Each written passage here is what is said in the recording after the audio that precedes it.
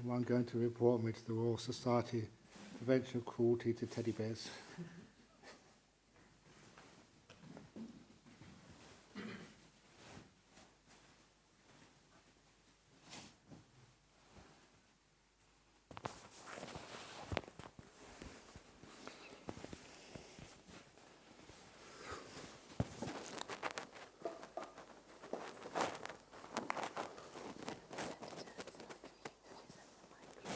Okay.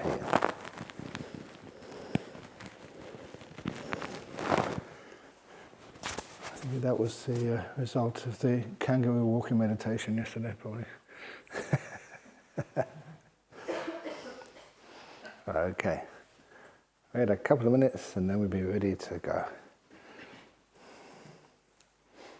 Can you please tell the story about you had a shower with pineapple? What? When the time you talking with Ajahn Brahm about pineapple, have a shower. You remember that story? About Pineapple. Pineapple. Pineapple. Oh, the pineapple. Yeah. I didn't know what you said. I thought you were talking about soap.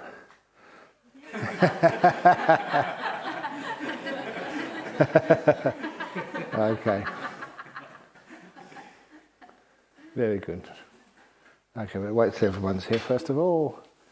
And the machine is on. Good. So it's recording. So welcome everybody to today's talk.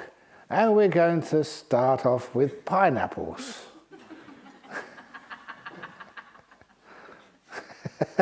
It's marvellous, isn't it? You don't have to even tell the punchline and people are already laughing. You're worse than I am. Okay, it's a nice place to start because sometimes you can be really serious and sometimes that you can get very deep. But it's also on a retreat like this. It's nice to also remember how to just have some peace and quiet sometimes and how to laugh sometimes and how we balance this in our meditation. And even the Buddha made jokes, believe it or not, and one of the ones I remember was that he was walking with Ananda and he walked past some of the Jhana community in India at the time, and those Jhana community were doing very harsh ascetic practices, standing on one leg all day and just facing the sun and hardly eating at all. And it's obviously very ascetic. And then I think Ananda, or they had a conversation, the Buddha and Ananda, and was saying, why do they do this stuff? And I think Ananda said, well, they have the idea that if you can burn off all your past karma, especially burn off all your bad karma from the past, and once you're free of that bad karma, then you have lots of good energy and happiness and joy, and you can become enlightened. And then I think the Buddha said something like, well, it just shows you just how much bad karma those Jains had to do in the past, because look at us, we don't have to do this, we still get enlightened. Or something like that. Whoa. It was obviously looking at it in a funny way, not trying to be serious. You can't say that people have done lots and lots and lots and lots of bad karma, therefore they have to do that. It's one of the reasons why I've often told you that all the bad karma you have done, you don't need to wipe it all out one by one. It is very much like the karma you've done in two separate bank accounts. And the two separate bank accounts are good karma bank account and the bad karma bank account. Totally different. And so what you can do, doesn't matter how much you try and wear out, pay off your bad karma, it's impossible. You've done too much. Because the way the Buddha described it, it was, maybe you just read it, it's, oh yes, but don't really contemplate it deeply. If you just do one bad act of karma, a tiny bad act of karma, and then that's multiplied many times after you've done that small bad act of karma. It's not just you do it once and you have to receive it back once. You get that many times back. You sort of hurt your mum or your dad, or you heard her say a monk or a nun. Then it's only a small thing, but then afterwards it can keep multiplying so many times. You think, ah! But you don't have to worry, you're all forgiven many times over, so your bank account has been wiped out, your bad bank account towards what you've done to me, what you've done to the nuns. It's all been wiped out, hasn't it, ladies? Yes, okay. But the good bank account is the same. There's suttas in there. You know the highest gift of dharma you could ever do once the Buddha's passed away? Once the Buddha's passed away, the biggest donation you can do, to get the most bang for bucks, is offering to the monks and the nuns together. I always mention that. That's the top. And I mention that because in some countries you don't have that opportunity. They don't allow bhikkhunis. And there it is. It says that's the highest. So you're very fortunate here in Perth. I reckon because many of you have given so many good donations to the bhikkhus and bhikkhunis here in Perth. That's one of the reasons why we don't have COVID.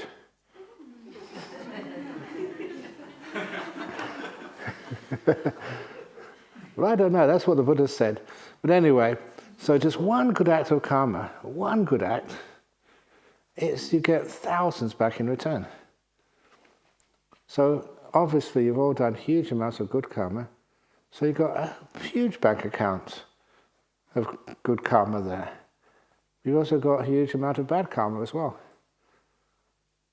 Both are almost inexhaustible. So why is it? Why is it that bad karma comes up for some? Why is it that good karma comes up for some? And the point is that you do have heaps and heaps of good karma, but you've forgotten your PIN number.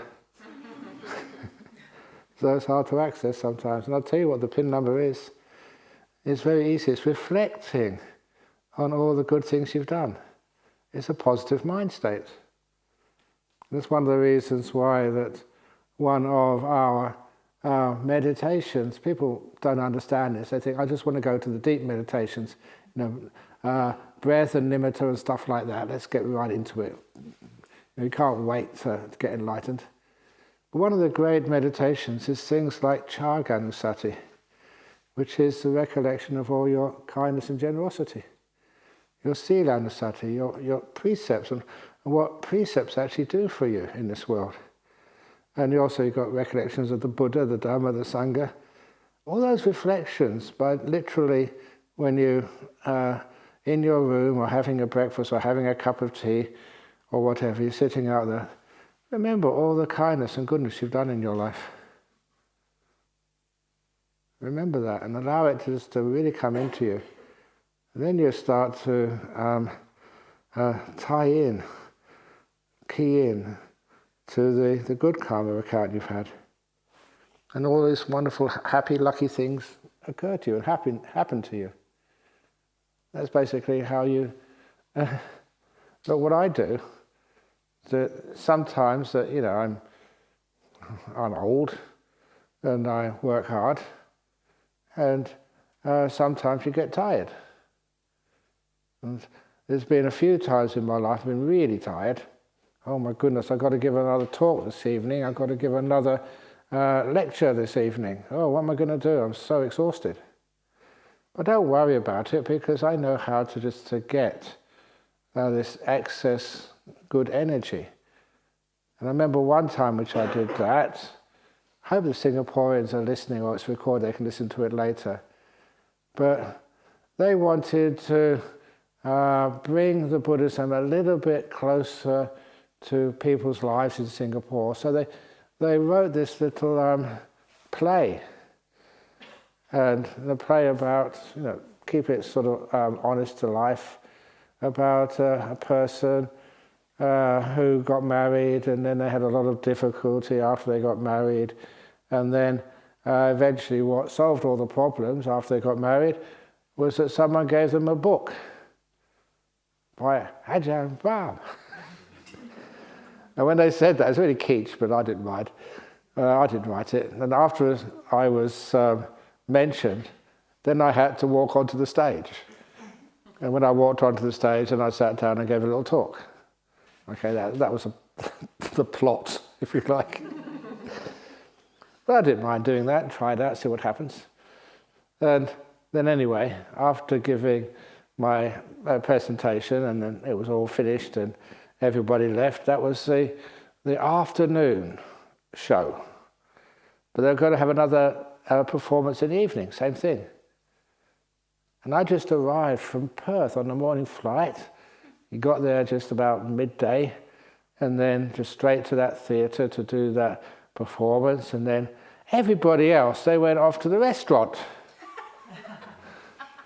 Well, I can't go to the restaurant. And of course they started getting sort of energized going to the restaurant. So they asked me, well, what would you want to do? And I saw in that theatre there was one of the, I don't know, they shouldn't have done this, there was one of the fire exits which was blocked. So I said, great, I'm going to go down there. And it was nice and quiet, like a little cave.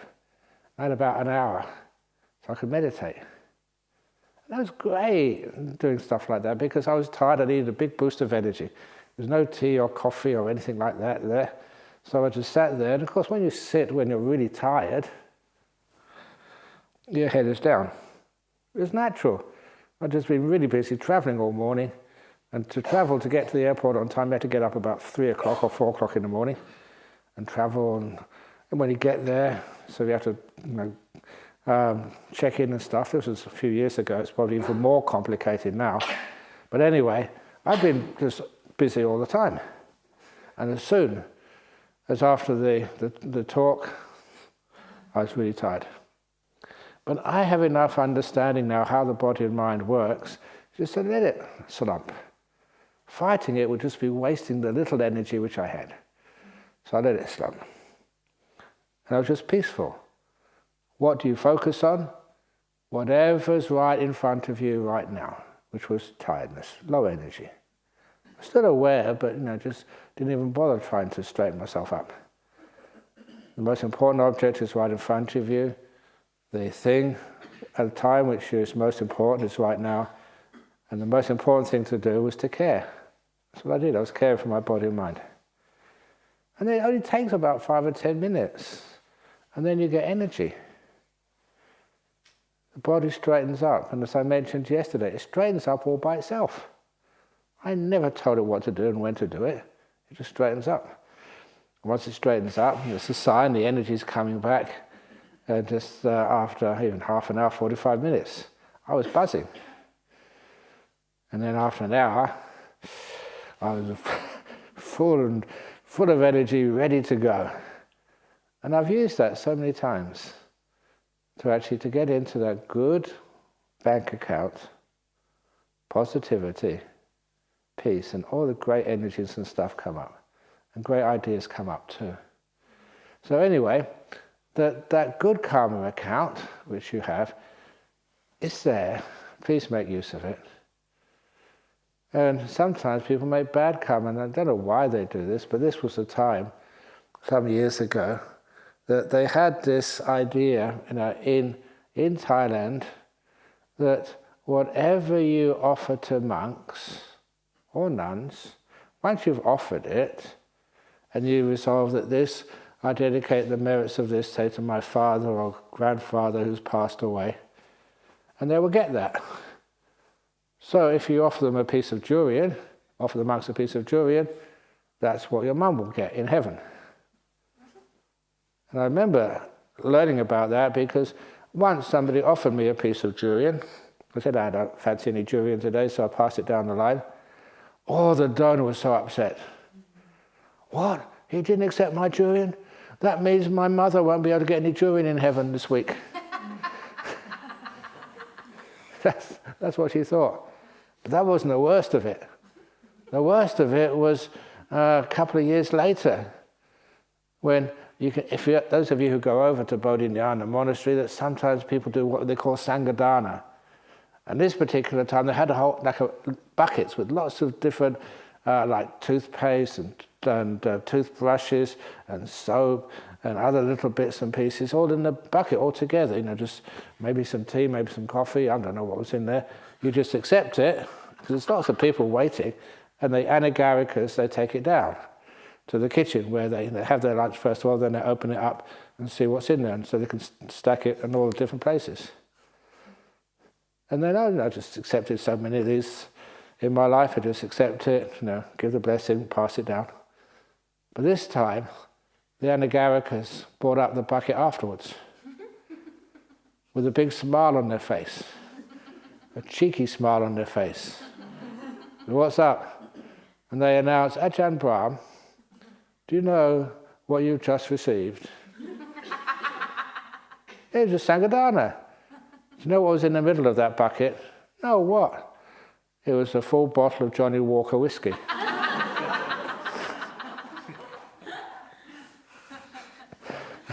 I'm not allowed to accept anything like that. It was hidden inside. They'd gone to a lot of trouble to hide it so I couldn't see it. Had all the soap on the outside and dishwashing liquid and other stuff on the outside, so you couldn't actually see what was right down the bottom. They tried to do that so that their father, who liked whiskey, apparently could get some whiskey up in heaven. And that's what I told you. Don't need to do that. All you need to do is to give a donation, we'll collect the amount, and we'll transfer the credit up to heaven. They can buy their own whatever they want up there.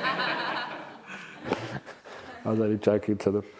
But anyway, just the idea of good karma. And when people make a mistake, well, they did it on purpose. It's me who made a mistake by not checking enough. When you make a mistake like that, what do? Tell everybody.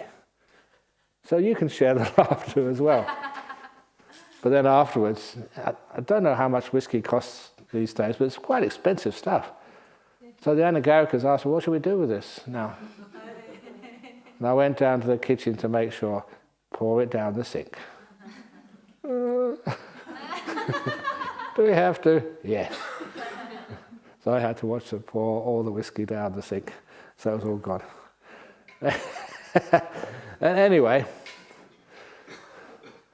okay, this is another one for you. I'll get on to the pineapple in a moment. Because in this case, I already mentioned we go on pilgrimage very often. Well, I used to when I was younger. Go pilgrimage over to India to see the holy sites. And we were going to the town of Lumbini, just in southern Nepal. That's where the Buddha was born. And it's really inspiring. I really get into this inspiration stuff. And because I've been a Buddhist for such a long time, when you go to these places, sometimes you allow it to really move you and create these beautiful emotions of peace and happiness and joy. You remember all the stories about things which went on there, and they're beautiful stories. And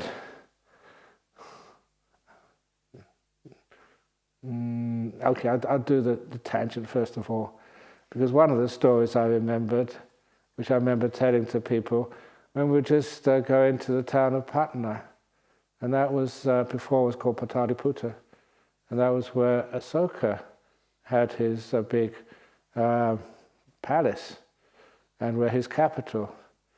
And anyway, one of the great stories I remember there from that time, that Asoka had a brother, and like if you're the emperor, you're the boss, sometimes your younger brother always has a bit of jealousy.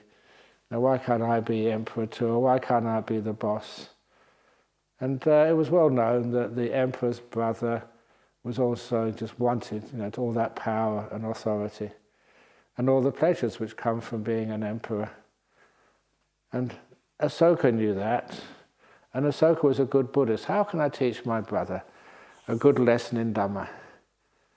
So, Asoka, he was going for his bath. He went inside the bath chamber, and of course he had to take all the royal insignia off when he went inside the bath chamber. And he arranged it without his brother realizing it, that his brother was just walking past and saw all of the emperor's regalia and jewelry and crowns, whatever they wore in those days. And a couple of his attendants said, "Oh look, your brother, the emperor, he's left all his gear outside." So, "Oh yeah, that's a bit dangerous," said the brother. And the attendant said, well, no, he's not going to be out for a while. Why don't you just try it on, just to see? Oh, I can't do that. That's illegal. Oh, no one will know. We won't tell. And so he put on all the royal regalia, all the robes and whatever the emperor had. And just when he just put the last little piece on, the emperor came out. It was just a setup. But the brother didn't know that. And the emperor said, younger brother, what are you doing? You're wearing the emperor's robes and you're not the emperor. I just trying them on. You never know one day. I didn't mean anything by it. And the emperor said, you know the penalty for that, don't you? Wearing the royal robes when you're not the emperor. Oh yeah, but it's only just for temporarily. I said, well, I am the emperor.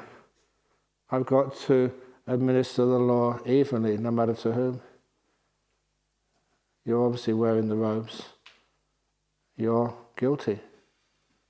You know what the punishment is. And he said, no, please don't. He said, I have to be fair to everybody. The punishment is you have to be executed.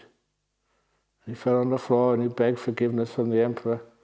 He said, if I forgive you, that will be a sign of corruption. He said, it hurts me, but you'll have to be executed. Oh, please, please. And he said, well, you are my brother. So what I will do, I'll just give you a stay of execution for 1 week. 7 days from now, you have to be executed. In the meantime, because you wanted to be emperor so much, you can enjoy all the robes and the food and everything else, all the pleasures of being an emperor, but you can't make any decisions. Otherwise you might execute me and I won't be able to execute you back. But I'll give you 1 week of being the emperor. You wanted it so much. But afterwards I have to administer justice. And so the emperor went away. And the emperor's brother had all the pleasures, the joys of food and dancing and stuff, which every emperor gets. And at the end of those 7 days, the emperor sort of came back after his little holiday.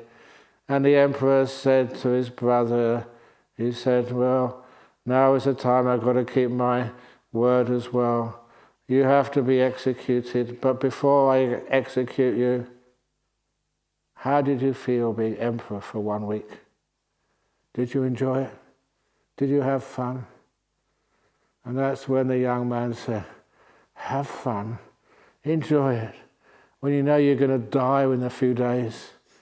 It was hell. I didn't even sleep well at night. I couldn't eat properly. I was so tense and stressed out, looking at the minutes go past closer to my execution. And at that, the emperor smiled and said, okay,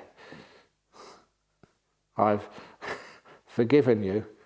The execution is now cancelled. You can go free.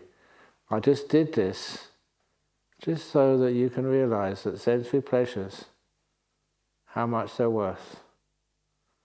When it comes to you know you're going to die soon. Who wants to enjoy themselves?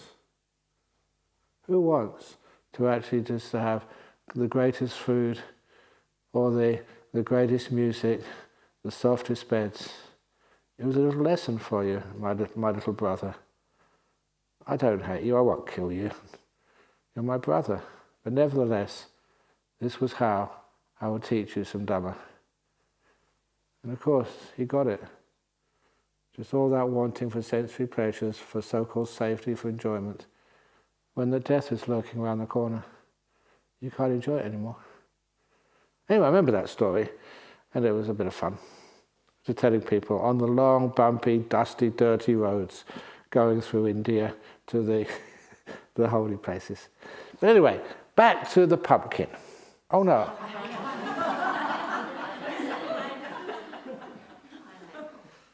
And then we go to the pineapple afterwards. Because on this one occasion that was in Lumbini, and it was a full moon day tomorrow. And the full moon day over there we got a job, we had to do the Patimokkha chanting. And there were 4 monks there, including myself, so we had to do the Patimokkha chanting. I knew how to chant the Patimokkha, even though I hadn't done it for a while. So in Lumbini, around one of the big Bodhi trees there, the 4 of us sat down there and I started chanting the Patimokkha. It takes about 45 minutes of Pali chanting. I was really going for it, closed eyes, really focusing. And when I finished, I found right in front of me, there was a few rupees, a rupee note there. And there was also some weeds there. And when the other monks, they were looking at me, smiling really widely. So what happened? I said, well, while you were chanting, you're focusing on the chant.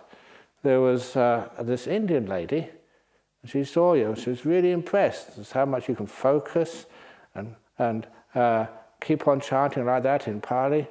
And she was really impressed with your samadhi. So what she did, she bowed 3 times, and then she put some donations in there of rupees. I said, why did you put the weeds there? She said, that's not any weed, that is the weed. Ganja. They'd offer me some marijuana. I didn't know what it was, but apparently that's common over there. They probably thought I was going a bit crazy chanting like that, and they thought that's probably what I'm used to. I said, no. And again, it was the case, what are you going to do with it, Ajahn Brahm? And I just brushed it off. And then, you guys, I'm watching you. They never took any, they were good monks. But it's strange what people offer to monks. They come from a good heart, but those are the things, obviously, we should never accept. No monks. But anyway, the pineapple. So is it okay to accept a pineapple? Depends what you use it for, isn't it? You asked for this one. So anyway, first year with Ajahn Chah, people don't realize just how poor that monastery was in the first year. There was only just that one monastery, no other. Oh, there was another monastery outside of Abon, which was one of his monks. But then, that if you needed anything, there was only about 20 monks, 30 monks there. And if you needed anything, you just go and ask Ajahn Chah, you need some flashlight, or you do need some batteries, or you need some... at this particular time, I needed some soap. And you don't keep a store of it, you just go there and just ask, any soap? And then he had a big, water jar, and you just fish in there and see if there's anything there, and you've got some soap. He gave it to you. And that's actually how we shared all of our requisites, especially when he was very poor. And so this one day, but of course Ajahn Chah did not understand English. It was only later on he learned the one word of English, cup of tea. So this particular time I had to learn Thai. Alashan, what's the Thai word for soap? What? The soap. Thai. Sabu, yeah. So I went there, sabu. And I asked Ajahn Chah for some sapo. It's only a little bit different, that's all. Sapo says sabu. I just asked, sapo? What do you want sapo for? He was very kind.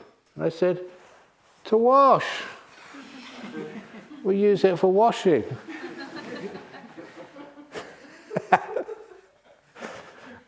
And someone like Ajahn Chah looks and then he realised what's going on and he just laughs his head off. And he used that for days to keep himself happy. Every person who visited from town, he kept on saying that these people in England, they're very advanced, much more advanced than we use soap when we wash. They use pineapple when they wash. Far more natural. And he wouldn't let me forget that. The monk who washed with pineapple. And of course, the main thing I learned there, I learned 2 things from that. I learned that whenever you do make a mistake, just laugh. And everybody joins in the fun. It just shows that none of us are perfect, that we all make mistakes, and when we do, don't be proud or arrogant or think that, oh, you know, they should know better, they shouldn't laugh at me. Everybody joins in the fun for mistakes. And when that happens, the other thing I learned was how to pronounce the boo. I know the difference between soap and pineapple. Okay? Yeah, now the talk. Oops. It's half an hour gone already. It's great to have some fun and joy. And it's great to be able to get that energy inside of yourselves. And to the point that hopefully the morning talk, you actually look forward to it. You want to come. And the mind, because it wants to come, it starts to look forward to it. And the mind engages much easily with the talk. If it's something you come, you've got to come. Oh, here we go again. Another half an hour to go. Oh my goodness, how am I going to last? But these days it's very easy. If you don't like the talks, it's very easy to endure. Because all you need to do is just to get some of those headphones over there and just tune it up to another channel. No, you can't do things like that. But you know, a few times that I got very bored because when Ajahn Chah started talking, you couldn't go out and you can't sort of stop, you just sat there. And so I had this great idea once. I was very innovative because over there in Thailand, the villagers used to use these slingshots. There's a piece of wood and a fork and a rubber band, and they could pull the rubber band back and strike it. They did that to scare off like animals. And I thought, that sounds really good. Because to end the talk, they'd always just ring a gong. And I was a pretty good shot. You could be sitting over there in the back, or over there. Bing! The talk is over. But I remember thinking about that.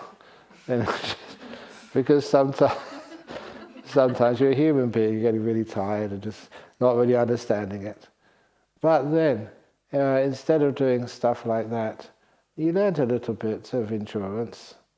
And you also learned just that we have this wonderful sense of gratitude as well. Ajahn Chah was trying his best to actually talk in a way that would help people.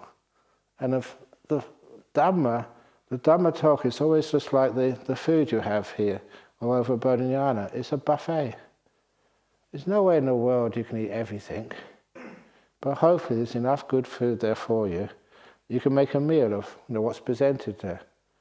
There's enough good Dhamma which is presented, with talks, Q&A, Sutta class and other stuff, that is enough there for you to get some answers to some of the deep problems. And not just the answers in words, but the answers in feelings, in emotions, so that your emotions can actually grow and the blockages can disappear. You don't have to understand and accept everything. What works for you? Accept that. And let the mind grow and get more and more peaceful, more and more happy, more and more powerful. And what you don't understand yet, maybe there's a blockage somewhere, something you didn't quite understand yet, but a lot of times it will come later on, if it's important. If it's not important, you don't have to. In the time of the Buddha, there were some monks and nuns. Some of those monks and nuns, they weren't very intelligent, but nevertheless they could get fully enlightened. And it was amazing. One of those monks was called Chulapantaka, and he was really hard to understand anything. So that his brother, who was a disciple of the Buddha and enlightened, just was trying to teach him. But what really worked, the one thing which really worked for his brother, he gave him a piece of cloth, a white cloth, and told him to keep rubbing the cloth. Very simple thing to do. What's that got to do with nimittas and jhanas and Four Noble Truths and dependent origination, all that sort of stuff? But he kept on rubbing the cloth, and he saw the longer he used it, the more dirty it became, the less attractive, and how it started to fall apart. And he got the message just by that little instruction that whatever exists in this world, whether it's an emotion in the mind world or whether it's in the physical world, as we use it, it starts to get more and more unattractive. As it gets more and more unattractive, more dirty, more sort of stinky, and eventually it just wears out and falls apart. It's not stable. Even like emotions as well. Joys and happinesses. A good example of that for those people in the world. People love following sport. And I think that's a stupid thing to follow. Because how many sides enter competitions? Whether it's a football or it's cricket or it's, the Australian football. You got, was it 18 or 16 or 18 clubs, say, are playing in a competition. Only one club can win. 17 clubs have to suffer. And the one who suffers the most, check in psychology, the team who suffers the most is the team who comes second. It's so close, so close. Oh no, we lost. That's one of the reasons why I can believe now, but sometimes in South America they take that so seriously, the soccer, football, that sometimes if they don't agree with the ref, they shoot him with a gun. Well, it's only a football match, come on. But for them it's not, because it gets so important. You see how people just invest their energies in the world, and they have got no alternative, no way of knowing other things to do. But at least here, we have other ideas and things we can do. I just remember one of my friends, he went to a public school in England. Public school means the private schools. Life is very confusing. But anyway, that one of his mates, same year, would always be winning every long distance race that he entered into. He was just really an up-and-coming star. And they all thought he was going to be training for the Olympic Games and be a medal winner later on. And then he told me that one day he lost a race. He came actually just not even close to the front of winning. And people were really surprised. He was about 16 or 17 years of age. Why did you lose? You won everything beforehand. And this young man said, I finally realized I didn't have to win. He said, it hurt so much every time, making sure I won. Now I realize I don't have to. And he was much happier. Do you have to be a winner? Being a winner is a lot of suffering. It's much better to be a loser, like me and like the nuns. We're losers. Admit it. Lost all our money, oh, look at me, I've lost my good figure. I did have a good figure when I was young.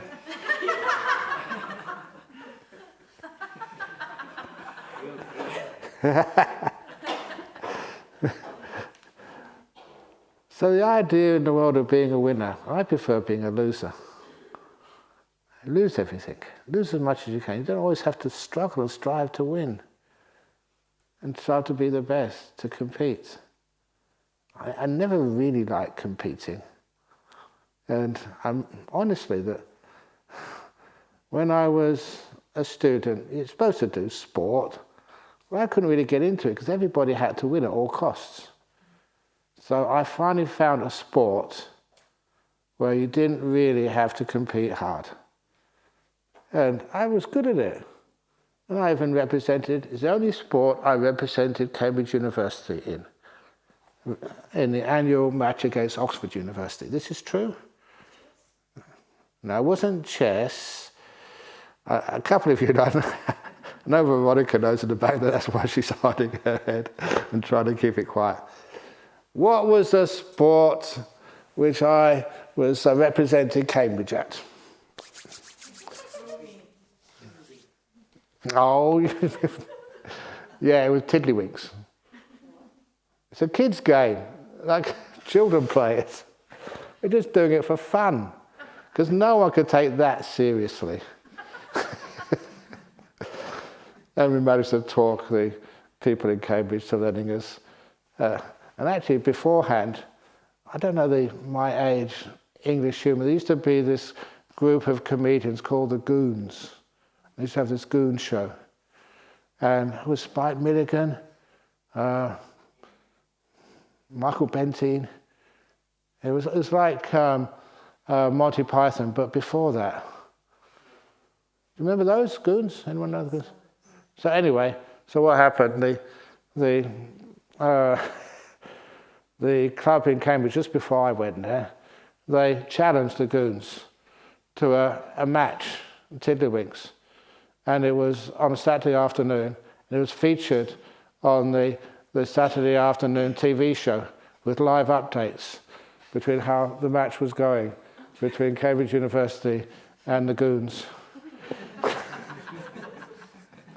You've got to hand it to the BBC. The BBC always had a sense of humour, and they didn't mind sort of playing up to that sense of humour every now and again. But anyway, I'm really going off on tangent, aren't I? What am I supposed to be saying? Yes, be a loser. It's much more fun being a loser. Even like, you might tell your kids this.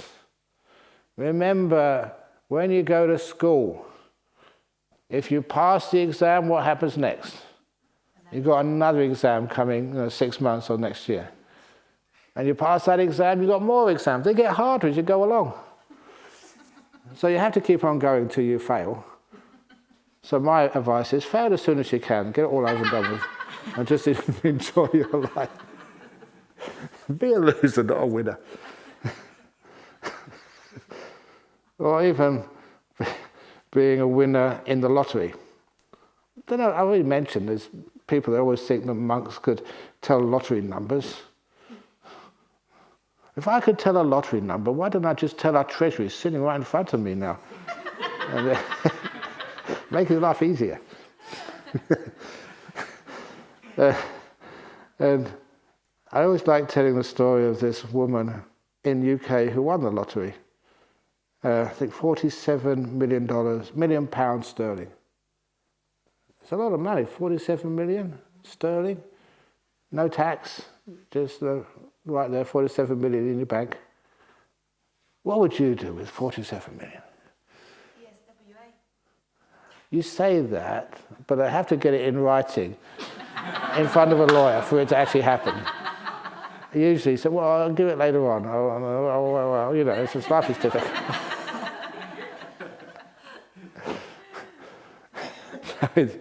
No, but what she did is in the UK, so she bought this big house in the countryside, like a mansion. She always dreamt of living in this beautiful mansion, with nice gardens and parks and nice trees and lakes and streams. Oh, she has a beautiful mansion, about, $4 or $5 million pounds. But she sold it within 1 year at a loss, and then bought a small townhouse in one of the cities. She downsized a lot. And then they asked why. And they sent me the article because it was really inspiring. He said, when I had a big mansion, there were so many rooms and so many sections, the west wing, the north wing, the east wing, the upper wing, the forest wing or whatever. It was such a big house that she never saw the people she loved. Her husband was in one part of the house doing something. Her kids were over in another part of the house. Another kid was somewhere else.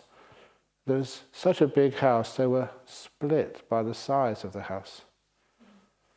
And she never saw the people she loved. It was destroying her family. And what she did, it's very simple, sold the house, bought a small one. And it's only a tiny house, but now she could see everybody. And when I heard that, I thought, wow, now there's a lot of wisdom in that. We always want things without realizing what we're wanting is destroying the things which we really love, which are really important. And so, again, I recall growing up in a small council flat. Could never avoid my parents and my brother. They're always around because it's such a small house. But you know, one of the things I remember from those times, which was really important for me, my mother and father would argue. They couldn't hide it. It was too small a house. They couldn't go in a small room and argue. You know, when they sort of raised their voice, you just could hear it all over the apartment. As a young kid, you know, I wasn't sort of disappointed in that. This is real life. People do argue. But what I was really impressed with is that after, I don't know, a few hours of arguing, not talking to one another, then they had to make up. They couldn't avoid each other. They couldn't hide. She couldn't go to her room. He couldn't go to his room. There was only one room. And you know what I remember from my youth is seeing my mum and dad make up after having an argument. And to me, that was almost worth it, to see them make up and say sorry after arguing with one another. I learnt, there you have an argument, doesn't mean you can't make up afterwards. And the making up was so much more beautiful than the negativity of seeing the people you love sort of have an argument for a little while. You realise it's the nature of this world. We have disagreements. But the nice thing is we make up in public so everyone can see it. And that was inspiring for me to see. So I don't mind sort of saying things about, oh, those nuns. They're amazing. But then afterwards having the wonderful, if you do get it wrong, sorry, I made a mistake. Little things like that, small houses, small places, create a much better emotional source of wisdom. So little by little we learn so many things, so this is part of the buffet. And once you start to get inspired by the ordinary things of life like forgiveness, kindness, and you say, oh yeah, you know, that you hurt me, but I will always help you. Doing things like that means that people get inspired, that they can find peace in their life. And with that inspiration, if you're ever part of that inspiration, it's a privilege to be a peacemaker. And if you can do something like that, what it means is it can, oh, what is this wonderful story that was just coming up? I knew this because I was there at the time in Thailand, in the time during the Vietnam War, and when Cambodia and Laos also fell within days of one another. And I was up in that area, in the northeast of Thailand, on my wanderings the Tudong year.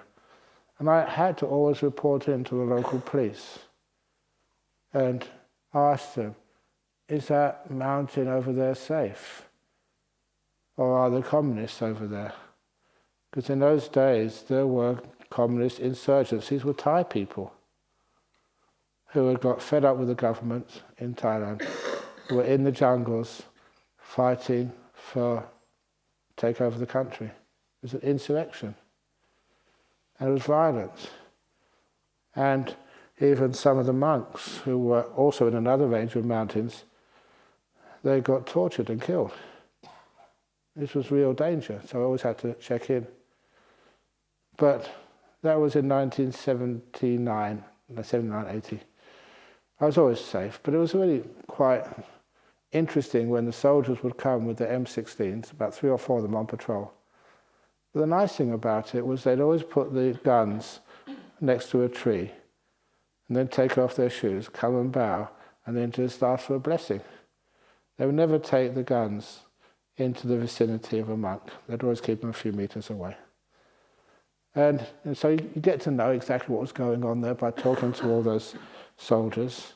But then what happened, after I finished my Tudong time, a wandering time in that area, that eventually the the problem in that part of the country just disappeared.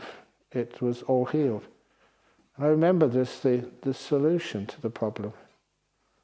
It was a very nice Buddhist solution, that it was always non-violence. The soldiers, they knew where those enemy camps were. They said they could have gone in there with helicopter gunships and stuff which they had from the Americans, shot them all up, bombed them. But they never did that. They said, for every of those insurgents we kill, we create 2 or 3 more. Their family and friends will get a reason to fight even harder against us. It was non-violence. And number 2 was amnesty. Any time any one of those insurgents wanted to give themselves up, they just gave up their weapons, they weren't interrogated or asked any questions, sent back to their universities or their villages, everything forgiven. And I know that was true. And the last thing was, why are they insurgents anyway? And you have to hand it to the previous king of Thailand, who spent a lot of time and money making sure that part of Thailand had a bit more development. Simple things like sealed roads, simple things like dams up in the mountains to have enough water for them to have like 2 crops a year, and also little medical clinics inside every village. And he was mostly responsible for that. And I remember one of the soldiers telling me once, he said, when the insurgents go down into the village to get some rice, we all know who they are. We don't sort of interrogate them or shoot them or say anything to them. He said, I just show them the new radio I've just bought with my wages. Just show them just how the village is actually becoming more prosperous, how the place is becoming more kind to everybody. And they said one by one those insurgents gave themselves up. Not through fighting.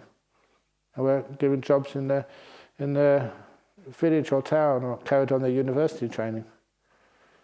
And so it's a beautiful way of dealing with the problem, but I always remember the best part, which I read in a newspaper, and I checked this out, because I gave this talk once over in Canberra, where I was visiting. Canberra, Sydney. Yeah, I think it was in Canberra. And then the ambassador at the time, a male ambassador, after I told the talk, he put his hand up and said, I want to confirm to the audience what you said is exactly right. There's something else I want to tell you as well. Because what had happened, once all those insurgents had given themselves up with no violence, it came the time when the leaders of that insurgency, the ringleaders, there's about 3 of them, gave themselves up. And when they gave themselves up, you couldn't just have forgiveness, go back to university and carry on working. It was much more delicate than that. So what they did with the 3 insurgent leaders of the group, which was, really could have very easily taken over the country, they gave them these really good jobs in the government service, realizing that these were committed to looking after the country, looking after the people, or whatever you wish to say. And they had lots of skills. Why put them up against a wall and shoot them? Why put them in jail? Let's make use of these insurgents for the country. And the reason I say that, because that ambassador, when he put his hand up, he said, actually, 2 of those insurgents are now ministers in the government of Thailand. They become politicians and they were working for the country instead of against it. So sometimes I kind of get inspired by things like that. There are other ways. And when you can find that other way and do it, wow, it's amazing what we can do. Inspire people. That inside of us, we all have this beautiful wanting to do something to help. And one of the last little stories, there was this one of these prisoners. The prisoner who I challenged up in Karnet, I challenged him to do something kind and good for the person you hated most in the prison. And of course I was the prison officer, and eventually got the prison officer to actually recognize him and say something kind like a thank you to a prisoner who was unknown before. That same prisoner, his name was Nick, I still remember him. He grabbed me one time while I arrived to give the meditation class and said, before we start, can you please come over here? And he took me to the schoolhouse, and there was a big notice board on the school in the schoolhouse, and on that notice board were all these cards made by school children in primary school. Dear Nick, thank you for visiting us. I hope you get out soon. When you get out, please come and visit us. Don't forget us. We love you, understand you. Thank you so much. By all these little Mary and Paul and whatever. And he was weeping, not crying, it's not the right word, weeping. Tears were just pouring down from him. So what happened? And he said that was where he told me that the local primary school in Jarradale, I can say it now, many years ago, the principal there of the primary school had been told by the education department in town, we need to do something to protect our kids from drugs. So here's a little amount of money, you can get a psychologist in or some sort of program in. And this principal in Jarradale Primary School did much, much better than that. Who are the experts? Who knows about drugs more than anybody and what it does to you? So they got two of the prisoners from Karnet. How she managed to wangle this, I really don't know. Because if anybody had found out, if the newspapers had found out, there'd be a big scandal. Prisoners coming to teach our children about drugs.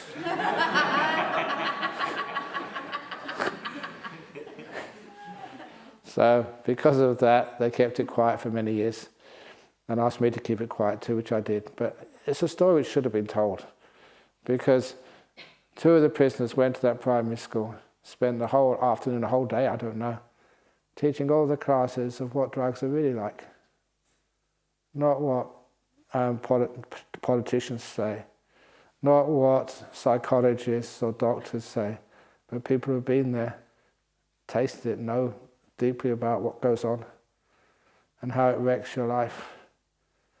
And they told all these stories, and they really connected full on with these kids in primary school. You can see that with all the little cards the teachers had their kids make for these two prisoners. And that's one of the reasons why that Nick, when he showed me these cards, he just couldn't help himself. Weeping and weeping, weeping. He'd done something good to try and stop other people going the path he'd gone down. It's a beautiful act of kindness, a beautiful giving. And of course later on, I remember just one of the most common places which I used to go to in those days, the airport. Sitting down, I think I was waiting for someone to arrive at Perth Airport. And then somebody touched me on the shoulders. I turned around, it was Nick, in a really nice suit. He said, I'm still meditating, Ajahn Brahm, I just want to let you know I'm still meditating every day. And he's obviously doing well in his life. He had the opportunity to heal himself and to change his life and to make something of himself.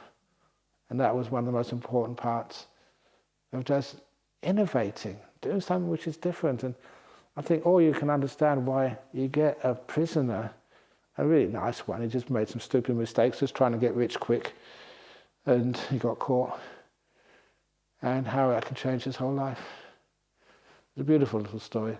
And sometimes, whenever I get tired, I remember those stories. In a small part, I was involved in it, and how wonderful that was, and how that gives you lots of energy. Chaga Anusati, Sila Anusati. All these Anusati means like reflections. And how that gives you so much joy and happiness that when you start to meditate, you sit down, whoa, there's a big boost. When you start, and you get some wonderful meditations that way. Learning how to develop happiness, the joy, the good type of happiness. And that happiness and joy, that inspiration, that just takes you off into really deep meditation. Of course, if you hear a good talk, like I used to hear all these, not just boring talks from Ajahn Chah, some really good talks from Ajahn Chah. And when he hit the spot, wow, he could really hit the spot. And then afterwards, you couldn't help yourself. And just blissing out. That's a beautiful thing to do. And some of my experiences, it's almost 9 o'clock now, so I won't tell them now. But tomorrow morning, can you please ask me to the old story of the sauna and the reading one's mind? That's tomorrow morning. Many of you have heard it before. It's one of the deepest stories, but it's just, whoa. How it came about, what happened was beautiful. Or should I do it now? I don't need to read your mind. I can say, okay, here we go. So this was last year before I came to Australia. It's great you could have these experiences and share them with everybody. Ajahn Chah was getting sick, and we can build saunas in monasteries because those saunas were mentioned in the Vinaya. In the time of the Buddha, they had saunas in India. They did not come from Sweden. India got there first. And anyway, so we built a sauna for Ajahn Chah, and he would come every week. It was pretty selfish, I must admit, because we knew that he would come every week to give us a talk. And he'd give the talk first, then he'd have his sauna. And of course, many, many talks, some are really on the spot, and some are just, you've got to wait, when is he going to finish? But this was one of those very sweet ones, really inspired. And then he went off to his sauna. Other monks were looking after him. And I thought, I can't resist. I just went in the back of the hall, just sitting on the bare concrete, and just meditating for 2 hours, blissing out. Really beautiful meditation. And then after a while, when you come out, it was about 2 hours, you don't know at the time. When you come out afterwards, you just so much happiness, so much joy, so much peace. And then so I thought, well, I should go and find my teacher, see if I can pay some sort of gratitude to him by maybe helping him in the sauna still. So I walked over by myself. All the other monks, I don't know where they'd gone. They were probably helping out in the sauna or having a sauna themselves. Because when I was going towards the sauna, I saw Ajahn Chah coming in the opposite direction, I think with his driver. And there's no way I could avoid him. I just go past him and just go off the path a little bit so he could get by me. But he didn't stop. He stopped and he looked at me. And remember, I just had a really nice meditation. When you've got a very good meditation, your mind is so pure. And so that's when he read my mind. And I don't mind saying that because he really did. You could feel him inside you. Hard for me to say that, but that's true. And I often say this was the one time I was very happy, very content to have him go inside and have a look around. I had nothing to hide at all. In fact, I was quite proud of my mind like that. It looked really, really nice and pure and happy. So have a look. Would you be happy if, say, Lay Ha just checked out your room right now to make sure it was all tidy and everything was in its right place? Yes. You would? Okay, Lay Ha, do you want to go? But you know what I mean. Sometimes you've got some junk in the wall. Give me 5 minutes to clean it up first of all. But anyway, so my mind was so clean. So Ajahn Chah had a look. And you could feel it. It's weird, but I'm just being honest with you. And then he looked at me. Seriously. So not angrily, but like someone who's really grabbing you and not letting you go anywhere before he asked his question. And that's when he said to me, Brahma Wangsa, because I wasn't Ajahn then, not compared to Ajahn Chah. Brahma Wangsa, that's the full name. Brahma Wangsa. Why? And that's what he said, just the question why. And my answer was, I was very peaceful, didn't think, I wasn't trying to impress anybody. My answer was, I don't know.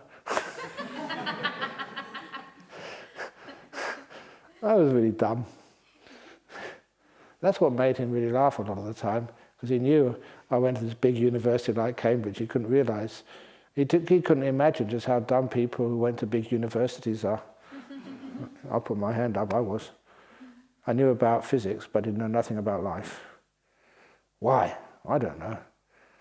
And of course, instead of being really fed up with his disciple, he just laughed and laughed and laughed. And when he stopped laughing, he screwed up his face again. Brahma Wangsa. I'll tell you the answer. When he said something like that, I thought, wow, this is really interesting. He's going to be telling me the answer to the question why. Personally, from a great monk, and I had an open mind, really open mind. This is going to be great. Why? I'll tell you the answer. And what he said afterwards was so brilliant, so deep. My, me, arai. There's nothing, he said. There's nothing. Profound. That was very easy to understand, but so deep. He looked at me again with so much care and compassion. Do you understand? And I said, yes. Yeah. And he said, no, you don't. And then he went away. From being so high, I was just right down with the beetles and the dust on the floor. But it's a beautiful little experience. And it's so simple that it's easy to explain 100% accurately. Why? There's nothing. My Mirai. So free. So you may not understand now,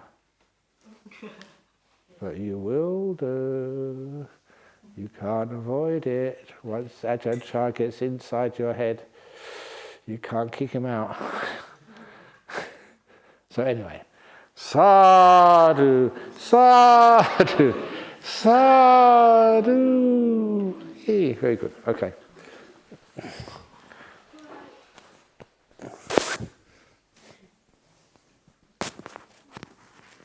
I don't know who puts the descriptions of titles on the talks. It's all over the place today. It's supposed to be on pineapples. It ended up on some of the deepest Dhamma. Ooh.